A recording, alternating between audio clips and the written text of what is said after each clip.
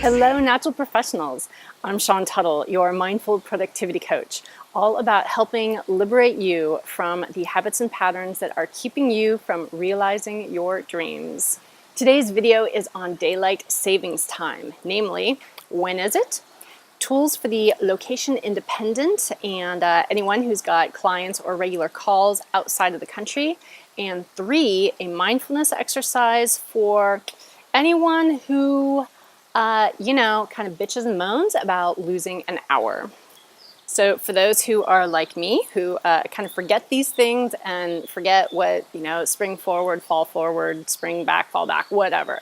So I looked it up on timeanddate.com, and here is what I found.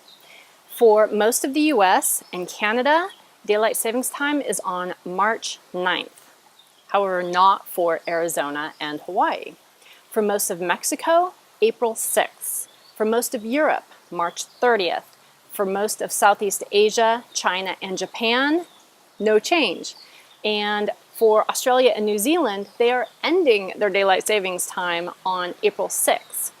So are we going to try to remember all this? No way! We are natural professionals here. We do not stress ourselves out trying to remember this stuff. We let our systems do the work.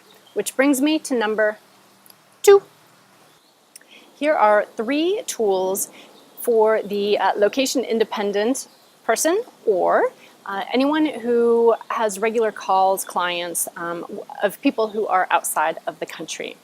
The first one is just using the world clock on your smartphone.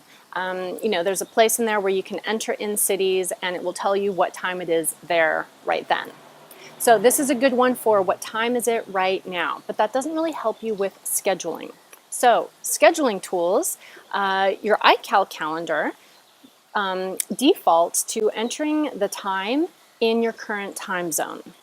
So if you're going to be moving around a lot, or we're entering in this time where there's, different people's time zones are changing at different times, you might want to enter in the appointment in your client's time zone. The third option, which I happen to love and use myself, is an online scheduler. Ties to your calendar, and this is for any time of year. Getting a time zone wrong for a client call is not good practice. So these online schedulers take all the time zones into consideration and make scheduling easy. Our third thing today, a mindfulness exercise. Are you one of those people who bitch and moan about losing an hour at this time of year with daylight savings time? And if so, let me ask you, in all seriousness, is this who you want to be? Is this who you want to be showing up as in the world, as someone who's bitching and moaning? I'm going to guess not, because we're natural professionals and we don't do that here. We're all about living our soul's purpose, and bitching and moaning is not a part of your soul's purpose, all right? I know that to be a fact. What can you do about it? Take a moment to reflect and to breathe. Identify what is challenging about this time change for you. What are the weak spots and how can you support them?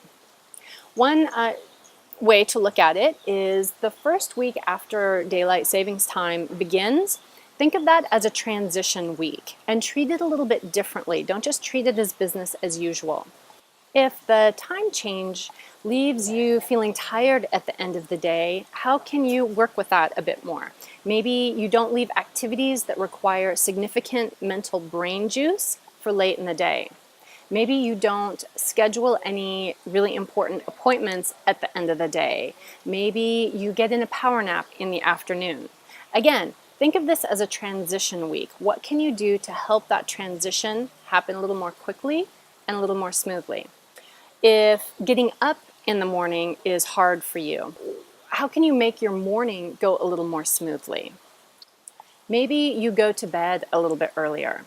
Maybe you spend a little bit more time in the evening thinking about how to make your morning go more smoothly. For example, picking out what you're going to wear, packing your bag, making sure that you are prepped for all of your morning appointments. And if what you'd really like is a bit of a treat, how about taking yourself out to your favorite cafe for a special, consolation breakfast?